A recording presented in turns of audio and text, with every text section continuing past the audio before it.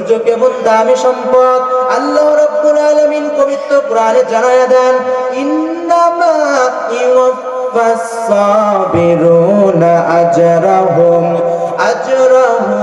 বিগাইরি হিসাব। আল্লাহ রাব্বুল আলামিন বলেন, নিঃসন্দেহে ধৈর্য ধারণকারীরা কাল কিয়ামতের কঠিন দিনে বিনা হিসাবে জান্নাতে যাবে। সুবহানাল্লাহ। এরে নবীর উম্মত, ধৈর্য বড় দামি সম্পদ।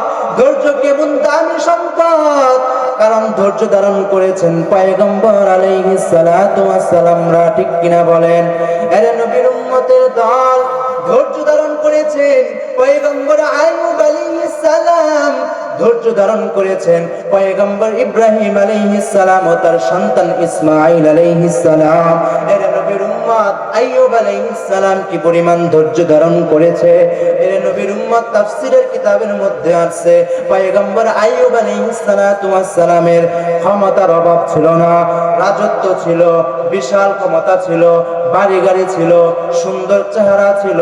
চেহারা সুন্দর থাকার কারণে শক্তিও ছিল শরীরের মধ্যে এবং একাধিক স্ত্রীও ছিল। এক পর্যায়ে পয়গম্বর আইয়ুব আলাইহিস সালামের সন্তানও অনেক ছিল। হে নবীর উম্মত, আল্লাহর পক্ষ থেকে সমস্ত নিয়ামত পয়গম্বর আইয়ুব পেয়েছিল। তো আইয়ুব আলাইহিস সালাতু ওয়াস সালাম এত সমস্ত নিয়ামত পাওয়ার পরে আল্লাহ রাব্বুল আলামিন পয়গম্বর আইয়ুব আলাইহিস সালাতু ওয়াস সালামকে পরীক্ষা করলেন, ধৈর্যের পরীক্ষা। এরে নবীর উম্মত, কেমন পরীক্ষা! এক পর্যায়ে নবী আইয়ুবের কাছ থেকে ক্ষমতা নিয়ে গেলেন। এক পর্যায়ে নবী আইয়ুবের কাছ থেকে ক্ষমতা চলে গেল, রাজত্ব চলে গেল, স্ত্রীরাও চলে গেল, শরীর সুন্দর বডি ছিলেন, বডিটাও অসুখ হয়ে, রূপ হয়ে, ঘা হয়ে পচে গেল। এক পর্যায়ে পয়গম্বর আইয়ুব আলাইহিস সালাতু ওয়াস সালামের শরীরের ঘা হয়ে যাওয়ার কারণে শরীর পচা ধরলো। পচা ধরতে এক পর্যায়ে পয়গম্বর আইয়ুবের শরীর থেকে দুর্গন্ধ বাহির হলো। দুর্গন্ধ বাহির হওয়ার কারণে কওমের কেউ পয়গম্বর আইয়ুবের সাথে থাকতে পারলো না। এজন্য নবী আইয়ুবকে তার কওম থেকে, তার ঘর থেকে বাহির করে সেই দূর জঙ্গলে ফেলে দিয়ে আসলো। পয়গম্বর আইয়ুবের সাথে কেউ নাই, শুধুমাত্র একজন স্ত্রী, পয়গম্বর শুআয়ব আলাইহিস সালামের কন্যা হযরত রাহমা নামক স্ত্রী আইয়ুব নবীর, তিনি শুধু পয়গম্বর আইয়ুবের সাথে ছিল।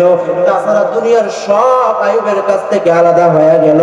নবী আইয়ুব এত বিশাল মুসিবতে পড়েছেন, কেউ তার পাশে নাই, তার ক্ষমতাও নাই, সুন্দর বডিও নাই, বডিটাও পচে যাইতেছে। বড় কষ্ট, বড় কষ্ট। এই কষ্টের মধ্যেও পয়গম্বর আইয়ুব আল্লাহকে ভুলে না, জিহ্বা দিয়ে জিকির করে সর্বদা আল্লাহকে ডাকে, আল্লাহ আল্লাহ বলে ডাকে। এক পর্যায়ে পয়গম্বর আইয়ুবের কাছ থেকে আল্লাহ জিহ্বাটাও নিয়ে নিলেন, গা হয়ে গেলেন, জিহ্বার মধ্যেও গা হয়ে গেলেন। নবী আইয়ুবের যখন জিহ্বার মধ্যে গা হয়ে গেলেন, অন্তর দিয়ে রবকে ডেকে বলেন, মালিক, আপনি আমার সব নিয়ে গেছেন, আপনি আমার ক্ষমতা নিয়ে নিয়েছেন, আপনি আমার বডিটাও নিয়ে নিয়েছেন, আপনি আমার জিহ্বাটাও নিয়ে গিয়েছেন, কিন্তু অন্তর থেকে তো আপনি আমাকে কখনো আপনাকে সরাতে পারবেন না। এরে নবীর উম্মত, আইয়ুব আলাইহিস সালাতু ওয়াস সালাম এত মুসিবতের সময় আমার আল্লাহকে ভুলে নাই। এরে নবীর উম্মত, কেন কেন কেন? কারণ পয়গম্বর আইয়ুব আলাইহিস সালাম ধৈর্যের পরীক্ষায় উত্তীর্ণ করেছে। সুবহানাল্লাহ বলবেন না? আজ তো আমাদের ধৈর্যই নাই, ঠিক কিনা বলেন?